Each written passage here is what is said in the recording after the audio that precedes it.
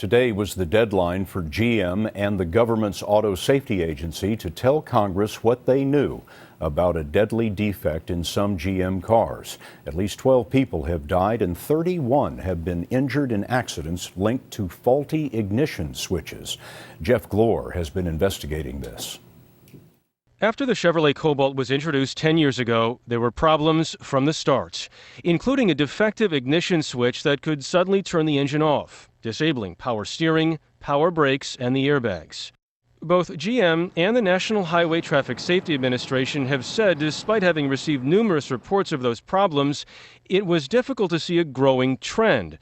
But we analyzed data from the government's early warning reporting system, which car manufacturers use to report accidents when someone is injured or killed. It shows in model years 2005 and 2006, the first model years for the car, GM reported more claims of injury and death with airbags as a contributing factor than any other car in its class. In 2006, Cobalts had more than 10 times as many airbag claims as Honda Civics, and 4 times the claims of the Toyota Corolla and Ford Focus.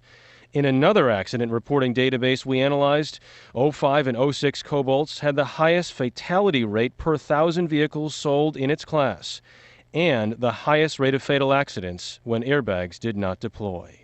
Today, Senator Richard Blumenthal co-sponsored legislation that would put more accident data in the hands of the public sooner. When you see those numbers, what's your reaction?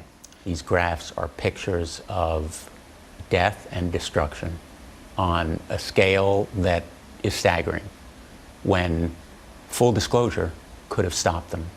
Many families of people who died in Cobalts had no idea there was a problem. Amber would have been 26 this year.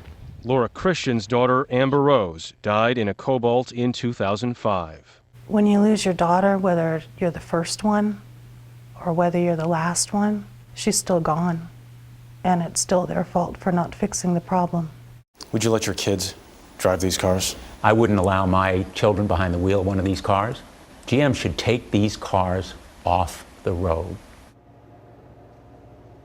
GM says they are still doing an internal investigation, but they told us today they believe, quote, the vehicles are safe to drive with just the key and ring only and nothing else. We also just received a statement from NHTSA. They say they repeatedly reviewed relevant data available at the time, but that data was not sufficient to warrant a formal investigation. Scott, NHTSA says based on new information they've gotten from GM, they're taking another look. To be clear, nothing but the key on the key ring. Jeff, thanks very much.